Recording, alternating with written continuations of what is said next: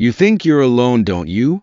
You wake up in the morning, make yourself a cup of coffee, scroll through your phone, watch a few videos.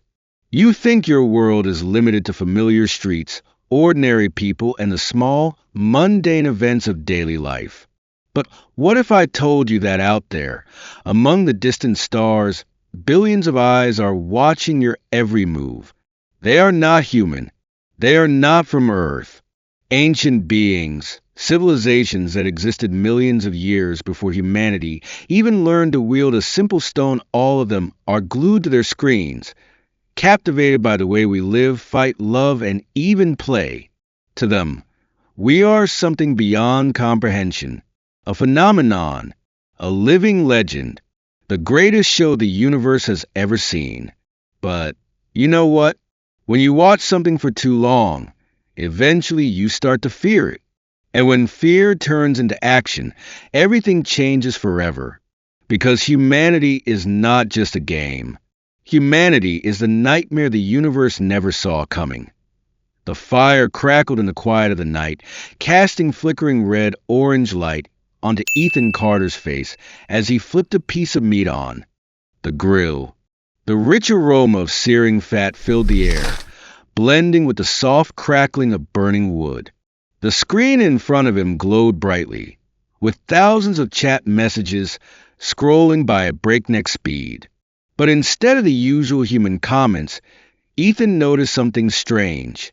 At first, he thought it was just a joke, some fans pretending to be aliens for laughs. But when the viewership count surged past 100 million, an absurdly impossible number, a creeping suspicion settled in his gut. His eyes darted over the messages. He is performing an ancient ritual. Observe, fellow watchers. This is a momentous occasion. Their technology is so primitive, yet they survive. That food looks toxic, but he seems unaffected. A chill ran down Ethan's spine. He leaned toward the camera, scanning for any signs of a prank. But then a notification popped up, nearly making him drop his skewer. User Scronies has donated $1 million. Ethan froze. He blinked, rubbed his eyes. What the hell, he muttered. Then another highlighted message appeared. Eat another bite. We wish to observe your body's reaction. Ethan hesitated. $1 million was no small amount. He shrugged, took a bite, and chewed. The response was immediate. The chat exploded with activity, symbols he had never seen before flashing across the screen. The donation counter kept blinking, and within an hour, Ethan had earned more money than in 10 years of streaming combined. This was no longer normal. In the following days, other streamers started noticing the same pattern. Small channels suddenly saw a massive spike in viewership. Gigantic donations became common. But the strangest part? None of the comments were from humans. Extreme sports streamer Jake Holloway dove off a cliff into a raging river, completely unaware that billions of alien eyes were watching in awe. They do not have wings, yet they still fly? Unbelievable. This creature voluntarily throws itself into danger for curiosity alone. Surely this must be a high-ranking warrior of their species. Jake made $10 million in a single day. Another streamer, Lena Park, who specialized in painting, received an absurd donation from an account that roughly translated to cultural ambassador of the Zaldar Empire just for painting a landscape. Gradually, humanity came to an undeniable realization. We are not alone in the universe, and we had just become the greatest live streaming civilization in the galaxy. Scientists quickly took notice. Research organizations scrambled to analyze the signals, trying to pinpoint where these alien viewers were coming from. Yet, none of them originated from any known star system. And yet somehow, they were watching. Emergency meetings were called. Governments, military leaders, tech giants, and scholars convened to discuss this unprecedented phenomenon. But While the experts scrambled for answers, the streamers kept drawing in billions of extraterrestrial viewers. Video games became real-time military strategy studies, with alien warlords analyzing human tactics in virtual battlefields. Cooking streams turned into high-level discussions as countless species struggled to comprehend how humans could consume such a vast variety of foods, many of which would be lethal to them. Internet arguments were logged as an advanced form of psychological warfare, unlike anything seen before. The entire galaxy went crazy for humanity. But no one realized one simple truth. We were not just entertainment. Someone out there was watching us for a different reason. And when Ethan Carter received a private message from Scronies, he knew this was only the beginning. It contained only 4 words, but they made his skin crawl. Do not turn off the camera. Observe. The universe's obsession with humanity started with simple live streams, but it quickly escalated into an unprecedented galactic phenomenon. It wasn't just about simulated battles in video games or extreme sports anymore. Humanity's everyday life had become a grand reality show, a form of death arena where the participants had no idea they were performing. Across distant planets, billions of alien viewers glued their eyes to screens, watching every move humans made. A child climbing a tree to retrieve a stuck ball, a breathless moment of suspense for the audience. An elderly man arguing with a cashier over prices at the supermarket, a high-stakes battle of wits beyond any civilization's imagination. A group of young bikers launching themselves into the air, performing flips at breakneck speeds, a breathtaking spectacle of recklessness. Every action, no matter how small, became an unpredictable story. On Zektar, headquarters of the Galactic Union, in a massive hall, hundreds of officials from the most powerful civilizations in the galaxy sat in focused silence, watching a holographic screen. A researcher named Gorvex, a being with 8 eyes and 3 brains, stood before them, presenting his findings. Look at this. This is undeniable proof of humanity's absurdity. On the screen, footage of a man competing in an Ironman triathlon, played swimming for miles, cycling through grueling terrain, then running a marathon under extreme heat. Murmurs spread across the council. They lack biological armor, yet they throw themselves into these trials willingly. They don't have accelerated cellular regeneration, yet they endure pain just to achieve some personal milestone. Why would a species voluntarily subject itself to suffering and call it sports? Another council member, a crystalline entity emitting a soft glow, interjected. It doesn't stop there. Have you seen their entertainment culture? They create horror films to deliberately frighten themselves. They host competitions where warriors beat each other senseless just to win a meaningless belt.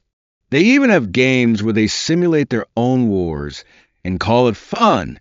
A new screen lit up, displaying footage of human soldiers training under brutal conditions, crawling under simulated gunfire, pushing through hazardous obstacle courses. Humans don't just survive. They thrive by pushing themselves beyond their limits. A heavy silence fell over the council. A noble-looking figure with metallic green skin stood up. I once thought they were merely an amusing species, but now I wonder, is this a warning? All eyes turned to him.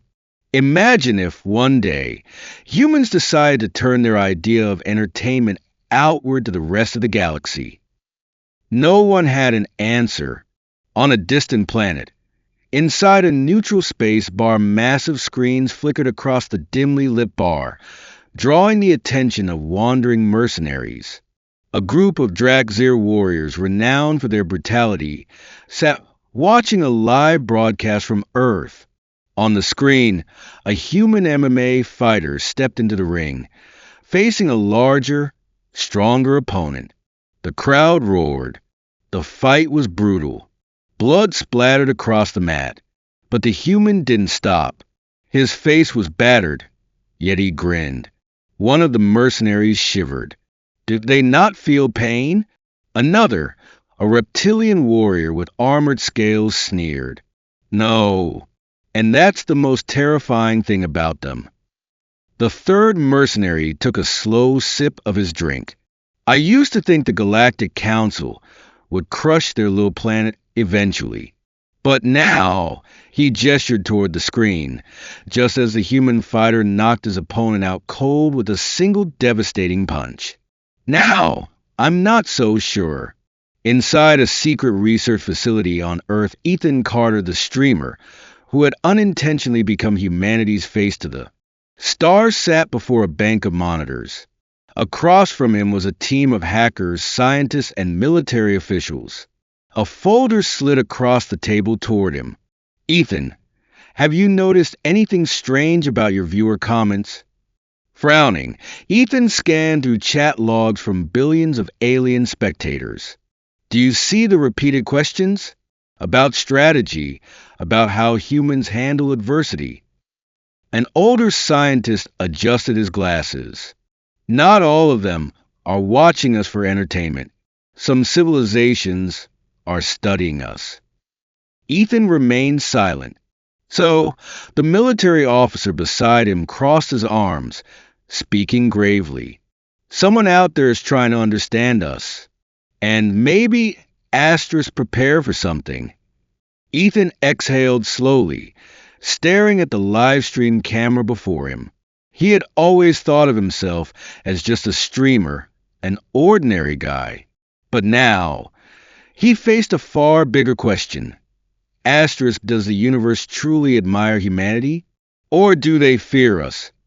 Astros, and as billions of eyes continued to watch Earth every single day, one truth became undeniably clear. Humanity was not just entertainment. They were a mystery, a phenomenon, and perhaps the greatest threat the universe had ever seen. On a space station deep within the border regions of the Zaldar, Empire, a high-ranking council, watched a massive holographic screen. On it, a tiny human figure aimed down the sights of a sniper rifle in an online game, eyes focused, breathing steady, hands moving within human speed. Grand General Varrock of Zaldar furrowed his brow, a sense of unease creeping over him. They play with war, he muttered, his tendrils tightening around the armrests of his chair. They treat combat as a game, yet their reflexes, tactics, and coordination are pure battlefield instinct. The strategic analyst nodded in agreement. Another screen lit up, displaying a different live stream this time. A human playing Dark Souls, the infamous game known for its brutal difficulty. The player died hundreds of times, yet he kept going, kept fighting, and most disturbingly, he kept laughing. I don't understand, a Zorkun strategist said. How can a species take pain and failure as entertainment? A weaker civilization would have collapsed under such psychological pressure. General Varrock observed in silence before speaking slowly. They are not just a young civilization. They are temporary immortals. They do not fear pain. They do not fear failure. They do not fear destruction. He turned his gaze to the council, his voice grave. If we do not stop them now, he paused, letting the weight of his words settle, they will be the ones to destroy us. On the other side of the galaxy, in a hidden underground military facility on Earth, a team of Earth Alliance operatives was also monitoring interstellar signals.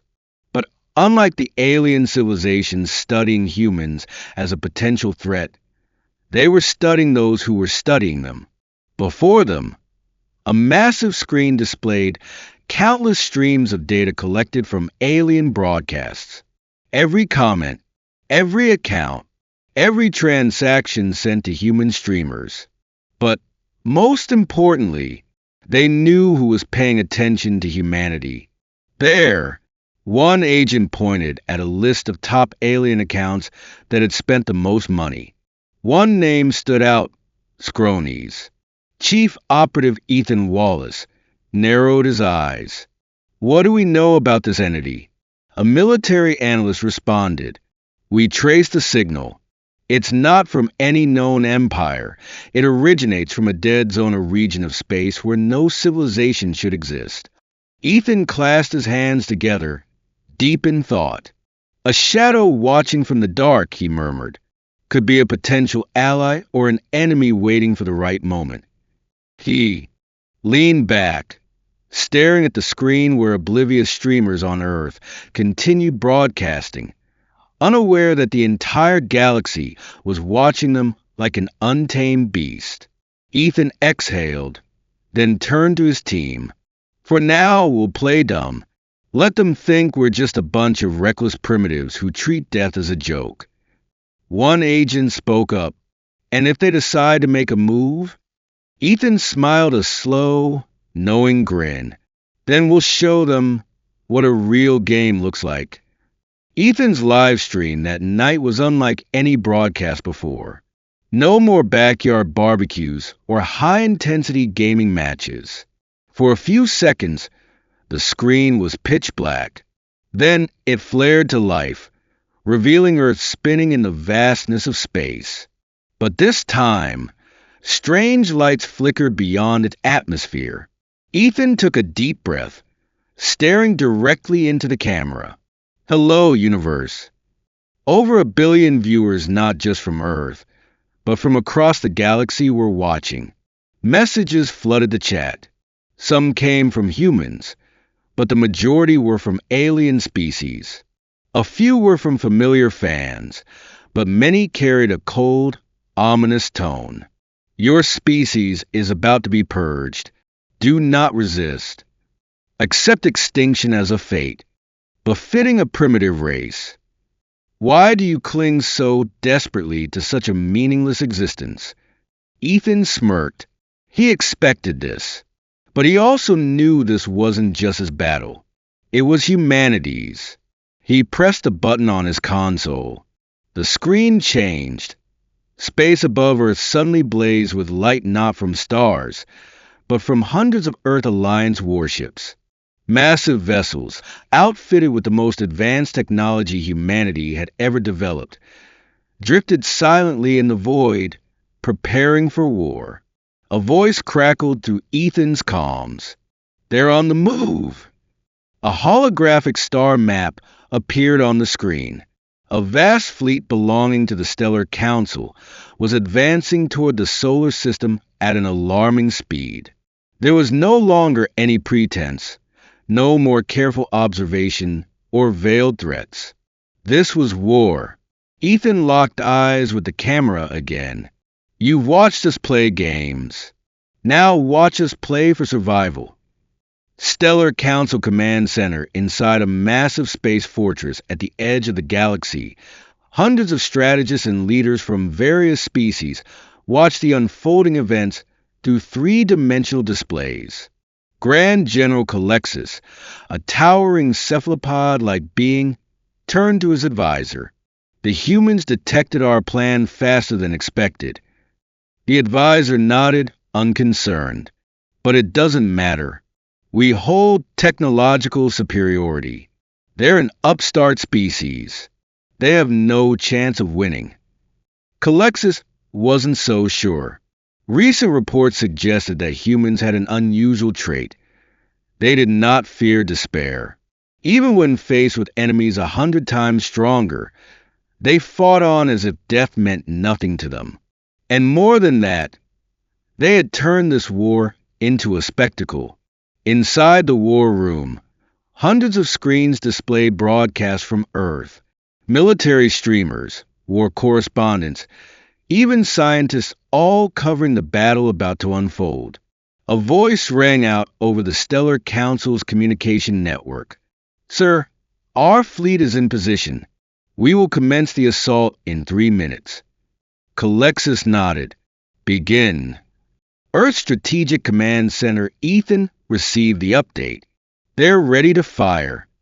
He took a slow, measured breath. This was the moment the entire galaxy was about to witness. He pressed another button on his console. Asterisk, every live stream screen across the galaxy shifted to an unprecedented sight. Asterisk, Earth's warships began to disappear. Not because they were destroyed, because they had activated stealth technology. A breakthrough humanity had never revealed to anyone. Panic erupted within the Stellar Council. Their sensors detected nothing. In the void of space, human warships drifted unseen, silently closing in on their targets. Ethan's gaze sharpened as he stared into the camera. Remember this, Council. You may see us as just another game, but we never play without a strategy. And then in a single, breathless moment, while the entire galaxy watched in stunned silence, Earth struck back. The atmosphere in Earth's Strategic Command Room, deep within Earth's underground Strategic Command Center, massive screens displayed the approaching fleet of the Galactic Council. Alien warships of grotesque design hovered in space, mechanical limbs stretching outward, plasma weapons primed to fire. General Marcus Caldwell, Supreme Commander of the Earth Alliance, stood with arms crossed, studying the tactical map. He glanced at Ethan Carter, the streamer turned symbol of humanity's resistance. Are you sure about this plan? Marcus asked, his voice stern. Ethan smirked and adjusted his microphone. They think this is just another conquest, but they forgot one crucial thing. Ethan reached forward and pressed a button on the console. Earth went live. Across the galaxy, billions of beings turned on their screens. Live stream signals flooded star systems from the high-tech worlds of the Zypher to the space kingdoms of the Ruvex, and even the most distant colonies of neutral factions.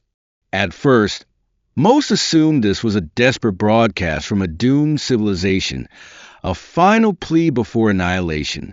But then they saw the impossible. No panic. No terrified civilians running for shelter. Instead, thousands of Earth warships formed battle lines in the void, the blue glow of their reactors blazing like torches against the darkness. Fighter pilots revved their engines. Ground troops checked their weapons, and engineers mounted cameras onto massive combat mechs to ensure every angle of the battle would be broadcast to the galaxy. The interstellar chat exploded with reactions. Are these humans insane? Why aren't they fleeing? They're turning this war into a reality show. I thought they were weak, but look at them, they're laughing. Ethan, seated in front of the main live stream feed, casually lifted his coffee cup and looked into the camera. Welcome to today's special event. The topic: how will humanity survive an invasion? Stay tuned to find out. Outside, in the void of space, the Galactic Council's fleet stood ready to fire. But something strange began to happen. Support for humanity was growing. Asterisk at the Galactic Councils. Capital Asterisk, Supreme General Calexis, commander of the invasion, roared in frustration. Shut down their broadcasts. Cut their signal now. But it was too late. The entire galaxy was watching. Empires that once saw humans as insignificant began reconsidering. Neutral factions started placing bets. And smaller civilizations, those who had suffered under the Council's rule, began taking action. The Council's first wave of bombardments was intercepted by Earth's defenses.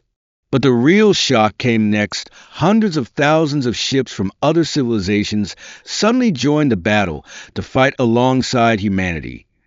Inside the Earth Alliance war room, a lieutenant shouted, "Sir, we're receiving transmissions from over 30 different civilizations." A new screen flickered on, revealing the warlord of the Ruvex, a species known for their warrior culture. The Council destroyed our homeworld long ago. Today, we fight by your side. Another message came from a Zypher fleet. We can't let such a fantastic live stream be interrupted. You need firepower? We're bringing it. For the first time, Marcus, the ever-serious Earth General, burst into laughter. Ethan, your insane plan actually worked. Ethan shrugged and took a sip of coffee. Humanity might not be the strongest species in the universe, but we know how to be unstoppable. Outside, the Galactic Council's fleet found itself surrounded. The once mighty symbols of their supremacy were now burning wrecks. The species that had mocked humanity now feared them as they watched the entire galaxy rally behind Earth. The end of the war after 72 hours of relentless combat, the Galactic Council surrendered. Their last remaining commander appeared on Ethan's live stream, voice trembling. We were wrong about you. Ethan leaned back in his chair, waving to the audience. So, what should we live stream next? The screen faded to black, leaving only one final message. Humanity is online. The skies still burn with the remnants of war. Wreckage drifted through space, silent ghosts of an arrogant past. The Galactic Council, once so sure that humanity was nothing more than an insignificant distraction, had been reduced to whispers of fear in the dark. We did not choose this war, but we ended it. And now, the universe knew us not just as storytellers, not just as performers, not just as entertainers. We are human, immortal in spirit, warriors at heart, the tiny beings who stood against the giants of the cosmos and made them kneel. So, what's next? Another live stream? Another story? A journey to the farthest reaches of the stars? Whatever happens, one thing is certain: we'll always have an audience. The screen dimmed, but before the signal cut out completely, a voice echoed through, playful yet full of challenge. All right, so what should we live stream next?